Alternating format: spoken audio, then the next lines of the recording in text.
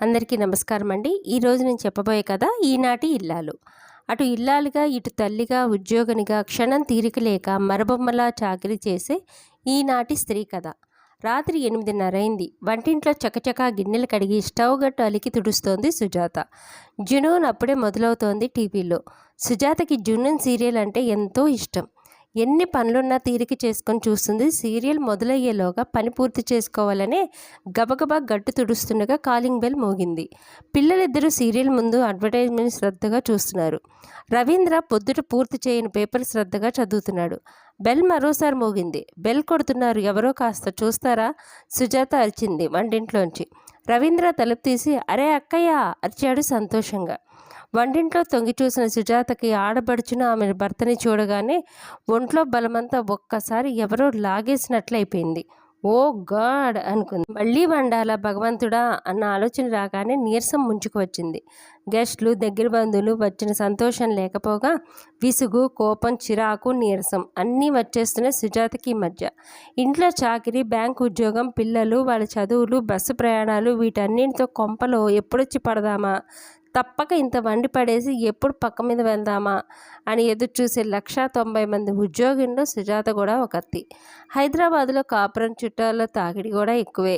అందులో ఇటు అటు రెండు వైపులా బంధుజనం ఎక్కువే అవడంతో ఏ పెళ్ళిళ్ళకో, పెళ్లి చూపులకో, ఆసుపత్రి పనులకో, ఉద్యోగాల ఇంటర్వ్యూలకో, కాలేజీ సీట్లకో ఎవరో ఒకరు వస్తూనే ఉండి చుట్టాలంటేనే విసుగొచ్చేసింది సుజాతకి.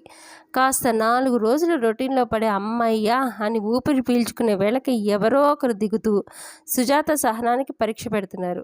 సుజా, అక్కయ్య వచ్చింది, రండి బావగారు. రవీంద్ర బావగారు చేతిలో సూట్ కేసు అందుకుంటూ ఆహ్వానించాడు నిట్టూరు పంచుకొని. మొహాన్ రాణి నవ్వు పులుముకొని, రండి వదిన గారు, ఏమిటి కబురన్నా లేకుండా వచ్చారు అంది సుజాత. హఠాత్తుగా బయలుదేరాల్సి వచ్చింది మా. ఫోన్ చేద్దాం అంటే మీ పక్కింటి వాళ్ళు లేనట్లున్నారు. 2 సార్లు చేసినా ఎవ్వరూ తీయలేదు. సరే ఎలాగో సాయంత్రం వచ్చేస్తాం, పర్వాలేదు, ముందు తెలియపరచపోయినా అనుకుని బయలుదేరాం. రైలు 2:30 గంటలు ఆలస్యమైంది. ఆడబడిచి అంది. ఏమిటి, ఏమైంది? అంతా కులాసాయేనా? నీ వంటలో బాగుంది కదా? రవీంద్ర అడిగాడు ఆదుర్దాగా. అదే నోయే, మీ అక్కయ్యకి ఈ మధ్య వంటలో బాగుండటం లేదు. అక్కడ లేడీ డాక్టర్ యూట్రస్ ఆపరేషన్ చేయాలంటోంది. ఓసారి ఈ ఊళ్ళో మంచి డాక్టర్కి చూపించి సలహా తీసుకొని డిసైడ్ చేద్దామని బావగారు చెప్పారు. అలాగా? అయ్యో చెప్పనే లేదే. సుజాతకి మంచి గైనకాలజిస్ట్ తెలుసు, చూపిద్దాంలేండి. ఈ రోజుల్లో ఈ ఆపరేషన్లు కూడా మామూలు అయిపోయాయి. ఆసుపత్రి పని అంటే కనీసం 2-3 రోజులు, ఆ పైన ఆపరేషన్ ఇక్కడే అంటారు. సుజాతకి ఆలోచించడానికి భయం వేసి వంటింట్లోకి వెళ్ళింది. జునూన్ లేదు, ఏం లేదు, మళ్ళీ వంట, గిన్నెలు కడుక్కోవడం. గొంతులో దుఃఖం అడ్డుపడింది సుజాతకి. బియ్యం కడిగి కుక్కర్లో పెట్టి 4 వంకాయలంటూ వేయించడానికి తిరగసాగింది. నయమే, మధ్యాహ్నం చారు పారేశాను కాను అనుకుంటూ ఫ్రిడ్జ్ నుంచి చారు గిన్నె తీసింది. పెరుగు కాస్తే ఉంది. నిన్నటి పెరుగుంటే ఇది అది కాస్త కలిపింది. వాళ్ళు స్నానాలు అవి చేసి వచ్చేలోగా వంట అయిపోయిందనిపించింది. ఏం మరదల మొహం అలా వాడిపోయింది? వంటలో బాగోలేదా? పాపం మళ్ళీ వండాల్సి వచ్చింది. ఈ వెధవరాయిలు ఎప్పుడూ ఆలస్యమే అంది కమల. ఏముందిలే, వంట ఎంతసేపు అన్నాడు రవీంద్ర. సుజాత మొగుడిని మింగేద్దాం అన్నట్టు చూసింది.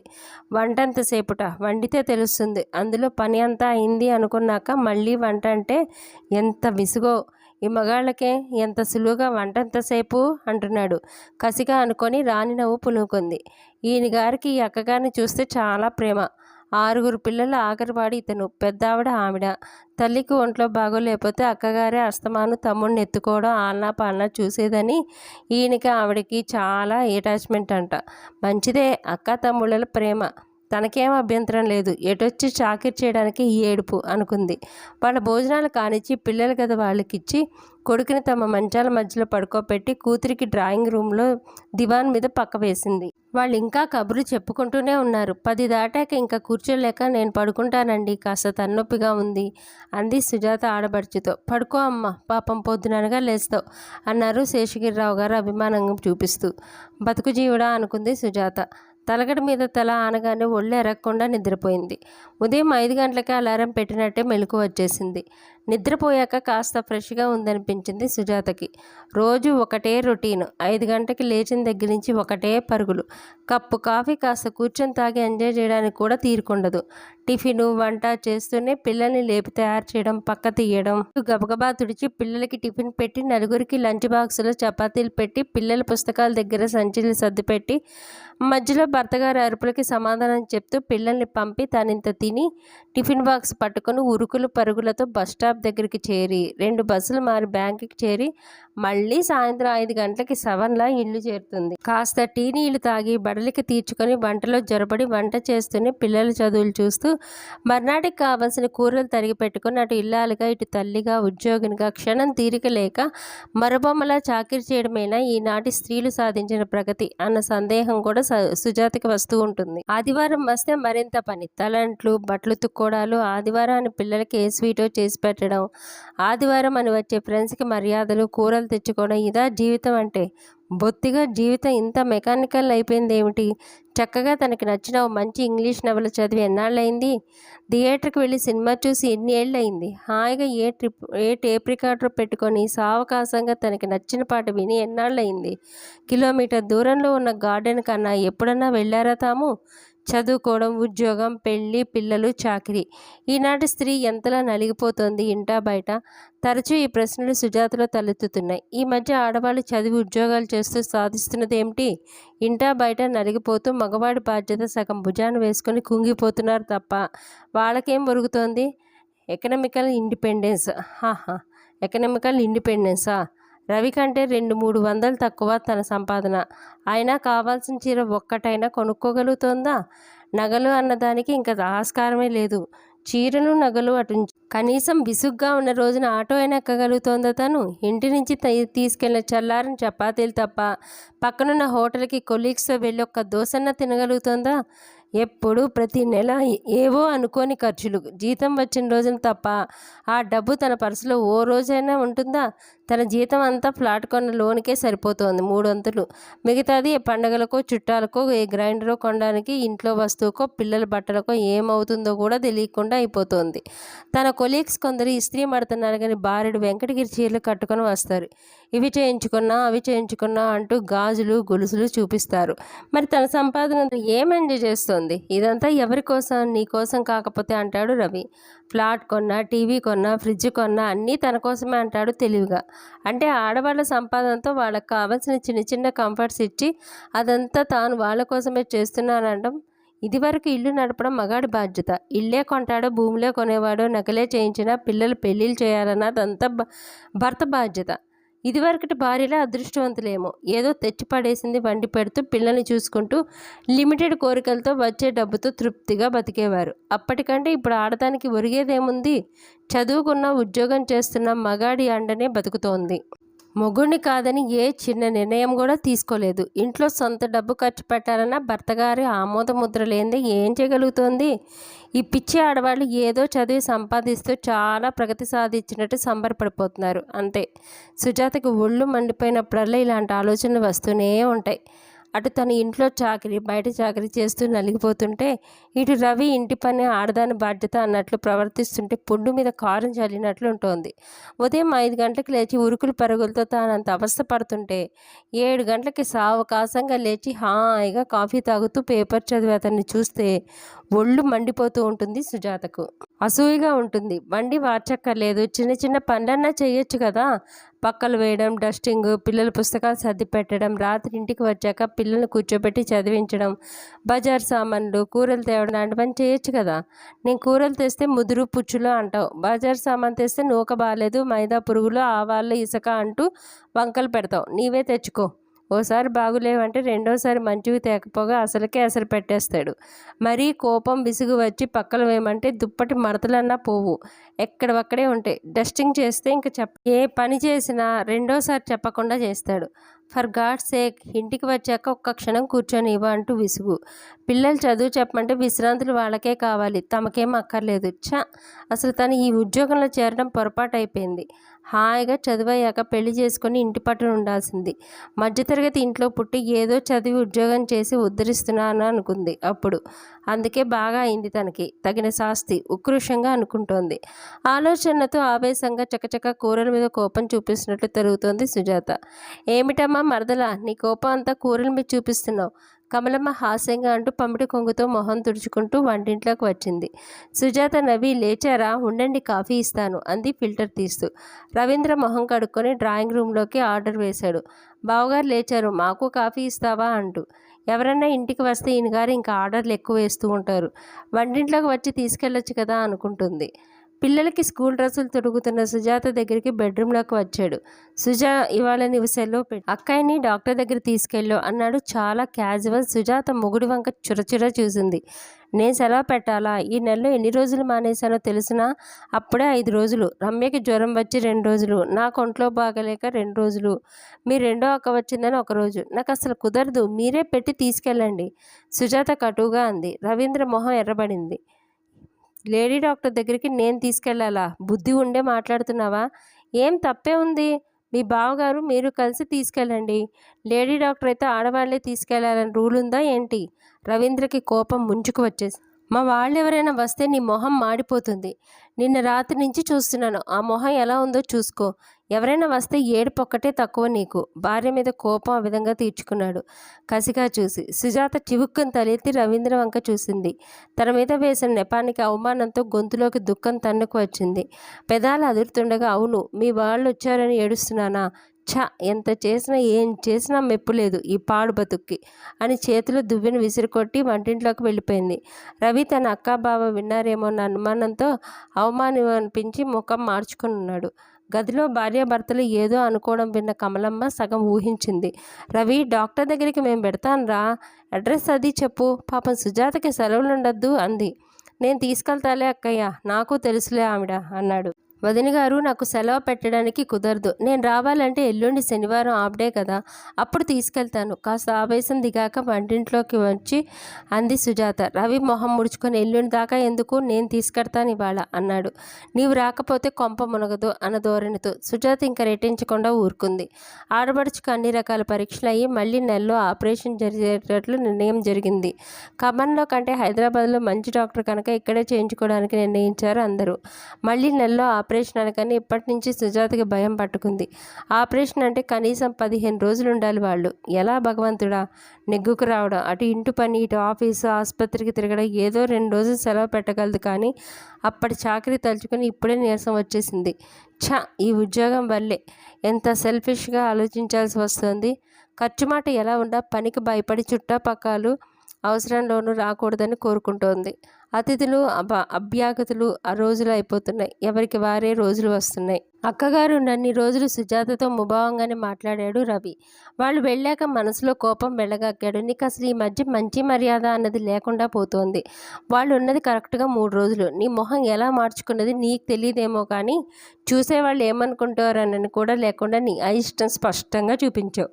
నీ ఉద్దేశంలో నా వాళ్ళెవరూ నా ఇంటికి రాకూడదని కాబోలు. కయ్యానికి కాలు దువ్వాడు. మీ వాళ్ళు నా వాళ్ళు అన్నది కాదు నా బాధ. చాకరీ చేయలేక చస్తున్నాను అన్నది అర్థం చేసుకోపోగా పైగా ఇన్ని అపార్థాలు. కట్టుకున్న వాడికి ఇంత పిసరు సానుభూతి లేదు. మీ వాళ్ళు తినిపోతున్నారని నేను ఎప్పుడూ ఏడవలేదు. చాకరీ కోసం ఏడుస్తున్నాను. ఇంత పిసర హెల్ప్ లేకపోగా పైపచ్చు నిందలు. సుజాతకి ఏడుపు ముంచుకొచ్చింది. నీ ఒక్క అత్తవే ఇన్నాళ్ళకి ఉద్యోగం చేస్తున్నావు. అందరు ఆడవాళ్ళు చేస్తున్నారు ఉద్యోగాలు. మొగుడికి పిల్లలకి వండి పెట్టుకోవడం ఊరికి ఉపకారం కాదు హేళనగా అన్నాడు. ఆ తిరస్కారం హేళన భరించే శక్తి లేకపోయింది సుజాతకి. నేను ఉద్యోగం మానేసి ఇంటి పట్టు నుండి వచ్చిపోయే చుట్టాలకి పక్కాలకి వండి వారుస్తాను. అప్పుడు పల్లెత్తి నేనేమన్నా అంటే చెప్పుచ్చుకోటండి. ఈ వెధవ ఉద్యోగం మానేస్తేనే మనశ్శాంతి అన్న దొరుకుతుందేమో. మానేస్తా అని 10 సార్లు బెదిరించకు. నా కోసం చేస్తున్నట్లు మాట్లాడకు. ఫ్లాట్ ఇంట్లో కంఫర్ట్స్ కోసం చేస్తున్నావు. నోరు మూసుకొని నేనే తెచ్చి పెడేస్తే దాంతోనే కాలం గడుపు. ఇది కావాలి అది కావాలి అనకుండా. సుజాత మాటలకి మనసులో బెదిరినా పైకి తేలకుండా బింకంగా అన్నాడు Ravi. Are you crazy Sujatha? Bank manager Savitri Sujatha ఇచ్చిన రిజిగ్నేషన్ లెటర్ చూస్తూ ఆశ్చర్యంగా అంది. 12 ఏళ్ల సర్వీస్ మా ఇది, వదులుకుంటావా?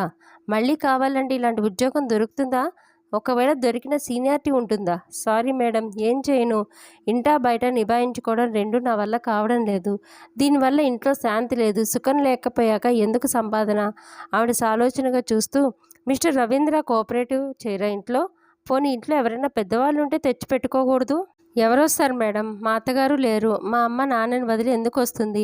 అయినా ఎవరైనా ఎన్నాళ్ళు ఉంటారు చెప్పండి? పోనీ ఎవరినైనా వంటకి దానికి ఇంట్లో పెట్టుకో. అంతేగాని ఉద్యోగం రిజైన్ చేయడం ఫూలిష్ థింగ్. పనికే పని మనిషి. నా టైంకి రాదని అంట్ల దగ్గర నుంచి తోముకుంటున్నాను. ఉదయం 8 అయినా రాదు. సాయంత్రం ఆలస్యంగా రమ్మంటే రాదు. పనికే దొరకడం లేదు. వంటకి పెట్టుకొని ఇల్లప్పగిస్తే ఇంకా నేను సంపాదించింది ఏముంది?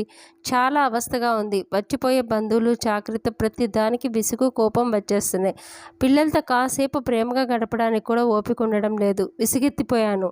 సుజాత తన గోడు వెళ్ళబోసుకుంది. ఆవిడ ఉద్యోగినే. ఇంచుమించు అందరి కథలు అవస్థలు ఒకటే. కాస్త భర్త ఇంట్లో భార్య కష్టం సుఖం అర్థం చేసుకొని చేదోడు వాదోడుగా ఉంటే తప్ప అంత ఇబ్బంది ఉండదు. సానుభూతిగా నిట్టూర్చింది ఆవిడ. రిజైన్ చేయకు. 1-2 నెలలు సెలవు పెట్టుకో. కాస్త మార్పుగా ఉంటుంది. కాస్త రెస్ట్ తీసుకుంటే మళ్ళీ కొన్నాళ్ళు చేయడానికి ఓపికొస్తుంది. ఆవిడ అన్నది సబబుగానే అనిపించింది సుజాతకు. ఒక్క క్షణం ఆలోచించి, మేడం, మీరు నాకు ఒక్క సహాయం చేయండి. నేను సెలవు పెట్టినట్లు ఎవరికీ తెలియనీకండి. ముఖ్యంగా మా వారికి అస్సలు చెప్పద్దు. ఆయన గాని వచ్చి అడిగితే రిజైన్ ఇచ్చేసింది వద్దన్నా వినకుండా అని చెప్పేయండి. ఆవిడ సుజాత వంక చూసి నవ్వుతూ, understood your point. Don't worry. Ravindra Rani నేను చూస్తాలే అని అభయం ఇచ్చింది. మర్నాడు సావకాశంగా లేచి పిల్లల్ని తయారు చేస్తూ టైం అవుతున్నా తను తయారవని భార్యను చూసి, ఏం ఇవాళ బ్యాంకుకి వెళ్ళట్లేదా? సెలవు పెట్టావా అని ఆశ్చర్యంగా అనుమానంగా అడిగాడు. నేను ఉద్యోగం మానేశాను. నిన్ననే రిజైన్ ఇచ్చేశాను. చాలా మామూలుగా అంది. రవీంద్ర ఒక్క క్షణం తెల్లబోయాడు. నోట మాట రాక అలా చూస్తూ ఉండిపోయాడు. రిజైన్ చేశావా? నాకొక్క మాట కూడా చెప్పకుండా. అరక్షణలో అతని మొహం ఎర్రబడి ఆవేశం పొంగుకొచ్చింది. చెప్పడానికి ఏముంది? మీరే అన్నారు కదా చేయకపోతే మానే అని. ఇంట్లో ఇలా కట్టుకుంటూ తిట్టుకుంటూ శాంతి లేకుండా నేను ఇంత కష్టపడి ఎందుకు చేయడం ఆ ఉద్యోగం? నాకు ఒంట్లో అస్సలు బాగుండటం లేదు. అందుకే మానేశాను. రవీంద్ర మనసులో అరక్షణలో ఎన్నో లెక్కలు భూతాల్లా ఎదుటి నిలబడి భయపెట్టేశాయి. భార్య జీతం లేకపోతే ఫ్లాట్ కొనలోనూ ఎలా తీర్చడం? ఇద్దరి సంపాదన ఉంటే నెలాఖరికే ఏం మిగలట్లేదు. మరి ఇంకా ఒక్క సంపాదనతో ఇల్లు ఎలా గడుస్తుంది? అతని కోపం తారాస్థాయికి చేరింది. సుజాత నిమ్మకు నీరెత్తినట్లు ఉండడం చూసి, ఉన్నపాట చెప్పా పెట్టకుండా ఉద్యోగం మానేస్తే ఎలా అనుకున్నావు? నీ జీతం ఉందని ఫ్లాట్ కొన్నాను. అదెవరు తీరుస్తారు ఇప్పుడు? ఇల్లు కొనండి అన్నావు. ఆ డబ్బు ఎలా తీర్చాలి? పళ్ళు కొరుకుతూ అడిగాడు. అమ్మేయండి ఫ్లాట్. అప్పు తీర్చేసి మిగతాది ఏమన్నా ఉంటే బ్యాంకులో వేయండి. వడ్డీ వస్తుంది. అద్దెంట్లోకి వెళ్ళిపోదాం. బ్యాంక్ ఎలాగో హౌస్ రెంట్ ఇస్తుందిగా. చాలా కూల్గా అంది. భార్య మాట్లాడుతున్న తీరుకి కోపం ముంచుకు వస్తున్నా సుజాత నిజంగానే రిజైన్ చేసిందా అన్న మాటకు నమ్మకం కలిగింది. దాంతో ఇంకా కోపం వచ్చేసింది. నీ ఉద్యోగం ఉందని నిబ్బరంతో ఫ్లాట్ కొన్నాను. అసలు ఏదో నీ ఉద్యోగం చూసే పెళ్ళాడాను. లేకపోతే నీ మాత్రంది దొరకదని కాదు. మా వాళ్ళు చూసిన సంబంధం చేసుకుంటే బోల్డ్ కట్నం వచ్చేది. నీ అందం చూసి చేసుకోలేదు. ఉద్యోగం కోసం చేసుకున్నాను. భార్య తన్ని ఇంత దెబ్బ కొడుతుందన్న కోపంతో సుజాతని అవమానపరచడానికి ఇంతకంటే మార్గం కనపడక కసిగా అనేశాడు. సుజాత మొహం అరక్షణం నిలబడింది. కానీ అంతలోనే తేలిగ్గా నవ్వేసింది. నాకు తెలుసు ఆ మాట. నేనేం అందగత్తెను కానని. చాలా మామూలు మధ్య తరగతి అమ్మాయినని. అవును, వెధవ కట్నం మహా అయితే 25,000 50,000 ఇచ్చేవారు.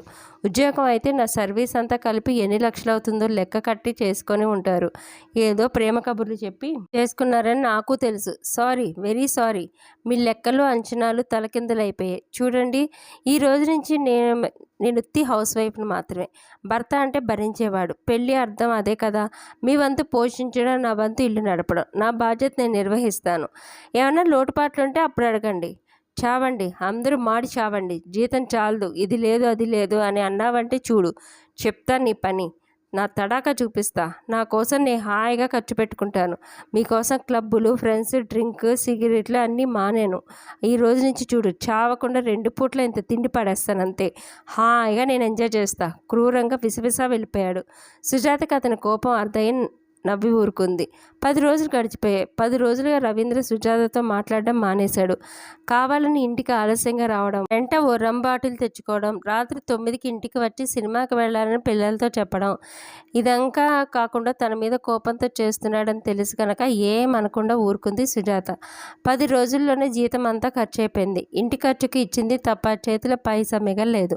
సుజాత ఏదో బెదిరించడానికి 2-3 రోజులు ఇంట్లో ఉంటుందిలే అన్న ఆశ 10 రోజులు గడిచినా ఇంటి పట్టునే ఉండడంతో మనసులో బెదిరాడు. సెలవు పెట్టి ఉంటుంది, తనతో అలా అంది అని తనని తాను నమ్మించుకున్నాడు కొన్నాళ్ళు. ఆఖరికి 15 రోజులు గడిచాక ఆగలేక బ్యాంకు వెళ్ళాడు. డైరెక్ట్గా వెళ్ళి అడిగితే మేనేజర్ ఏమనుకుంటుందోనని తటపటాయించాడు. రవీంద్రని చూసిన మేనేజర్ ఇన్నాళ్ళుగా అతని రాక కోసం ఎదురు చూస్తున్న సావిత్రి తనే అతన్ని పిలిచింది. రవీంద్ర గారు, ఏమిటండి సుజాత ఇలాంటి పని చేసింది? నిక్షేపం లాంటి బ్యాంకు ఉద్యోగానికి, అందులో 12 ఏళ్ళ సర్వీసున్న ఉద్యోగానికి రిజైన్ ఇచ్చేసింది. నేను ఎంతో నచ్చజెప్పాను. She did a fool's thing. మీరన్నా చెప్తారనుకున్నాను అంది. ఆ మాటతో రవీంద్ర మొహం రక్తం లేనట్టు ఇంకిపోయింది. నిజంగానే రిజైన్ ఇచ్చేసిందన్నమాట. నిమిషం తర్వాత మాట పెగిల్చుకొని అన్నాడు. నేను చెప్పాను మేడం, అసలు నాకు చెప్పకుండా చేసింది ఇదంతా. ఇంట్లో ఇబ్బందులు, చాకరీ చేయలేకపోతున్నాను, రెండూ సమర్థించుకోవడం నా వల్ల కాదు అంది. తను బాగా వీక్గా ఉంది, కానీ మళ్ళీ కావాలంటే ఉద్యోగం వస్తుందా? ఇదిగో చూడండి రిజిగ్నేషన్ లెటర్ అంటూ డ్రాయర్లోంచి తీసిచ్చింది. కాగితం చదివిన రవీంద్ర మొహం కాగితంలాగే అయిపోయింది. మీరు ఎక్స్పెక్ట్ చేశారా ఇది? పైకి ఫార్వర్డ్ చేశారా ఇది? బెదురుగా అడిగాడు. లేదండి, ఏదో ఆవేశంలో చేసిందేమో. మళ్ళీ మనసు మార్చుకుని వస్తుందని కాగితం ఇంకా పైకి పంపలేదు. లీవ్ కింద ట్రీట్ చేస్తున్నాను. మీకు చెప్దామని చూశాను.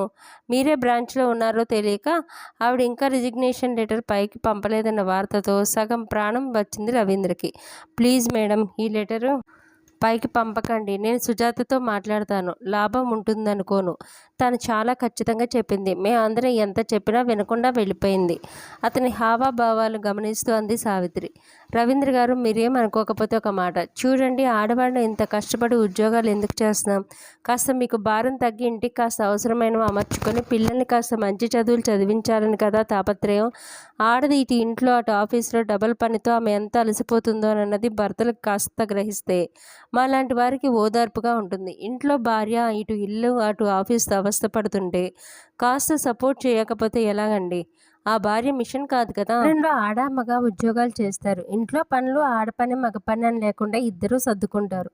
ఇదివటికి రోజుల్లో సంపాదన మగాడి పని కాబట్టి ఇంటి పనులు భార్య చూసుకునేది. ఇప్పుడు భర్తతో పాటు ఆవిడ సంపాదిస్తున్నా, మగాడి బరువు సగం పంచుకున్నా ఇంకా ఇంటి పని ఆవిడ డ్యూటీ అంటే ఎలా అండి? ఆడవాళ్ళు తెచ్చే సంపాదన కావాలి కానీ ఆవిడ బాధ్యత సగం తీసుకుంటే ఎలా కుదురుతుంది? పిల్లల్ని కండం పెంచడం ఎలాగో తప్పదు. పెద్దగా వంట వార్పులు చేయకపోయినా సగం సగం పనులు పంచుకోకపోతే ఆ భార్య పరిస్థితి ఏమిటో ఆలోచించండి. సుజాతకి ఎంత విసిగెత్తి ఉంటే కానీ ఇలా రిజైన్ చేస్తుందా? రవీంద్ర మొహం గంటు పెట్టుకొని వింటున్నాడు. నా మటుకు నేను మా ఆయన పనులు పంచుకున్నాం. వంట పని నాది. ఇల్లు సర్దడం, పక్కలు వేయడం, డస్టింగ్, నీళ్లు పట్టడం, సాయంత్రం పిల్లల్ని చదివించడం అన్నీ ఆయన వంతు. ఎవరికన్నా ఒంట్లో బాగోలేకపోతే ఆయన ఒకసారి నేను ఒకసారి సెలవు పెడతాం. 2 ఏళ్ళకోసారి ఎల్టీసీ మీద తప్పకుండా ఎటన్నా పెడతాం రొటీన్ నుంచి బయటపడటానికి. చుట్టాలు వచ్చినా ముందుగానే వాళ్ళకి చెప్పేస్తాం. ఇంట్లో వంట చేసి పెడతాం, మీ పన్ను మీరు చూసుకోండి అని. ఇలా ఇద్దరం ఫ్రాంక్గా మాట్లాడుకొని డ్యూటీలు వేసుకున్నాక రిలాక్స్గా ఉంటాం. ఏదో ఇలా సర్దుబాటు చేసుకోకపోతే ఫిజికల్గా మెంటల్గా భర్త సపోర్ట్ ఇవ్వకపోతే ఆడవాళ్ళు ఉద్యోగం చేయడం చాలా కష్టం. ఆవిడ రవీంద్ర ముఖ కవళికలు గమనించినా చెప్పదలిచింది చెప్పేసింది. ఈ లెటర్ ఇంకో 4-5 రోజుల వరకే పంపకుండా ఉంచుకుంటాను. ఈలోగా మీరు సుజాతని కన్విన్స్ చేయగలిగితే మంచిదే. మరి మీ ఇద్దరు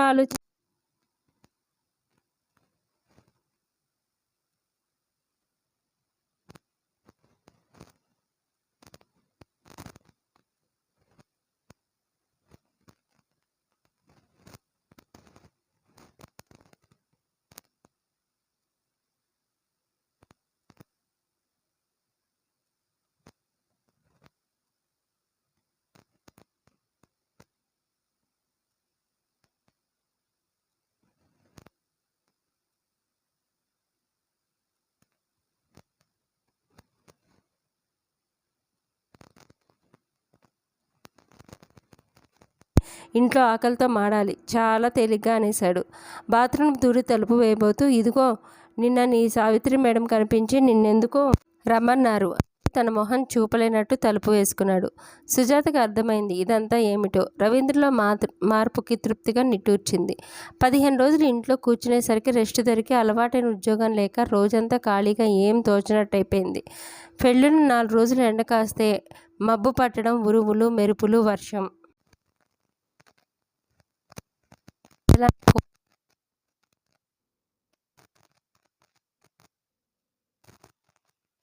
సంపాదనతో రోజులు వెళ్ళదీసే రోజులు పోయాయి. ఎంత ఇగో ఉన్న దిగమింగుకొని దిగిరాక తప్పదు మగవాళ్ళు. ఆడదాని సంసారం పనిలో పరిస్థితుల్లో అడ్జస్ట్ అవ్వక తప్పదు. లైఫ్ అంటేనే, అందులో మ్యారేజ్ లైఫ్ అంటేనే అడ్జస్ట్మెంట్. బతకడానికి అడ్జస్ట్మెంట్ తప్పనిసరి కదా. కథ నచ్చిందా అండి? కథ నచ్చితే ఒక లైక్ చేయండి, షేర్ చేయండి, కామెంట్ రూపంలో మీ విలువైన అభిప్రాయాలు తెలియచేయండి. సబ్స్క్రైబ్ చేసుకొని నాకు సపోర్ట్ చేయండి. ఉంటానండి.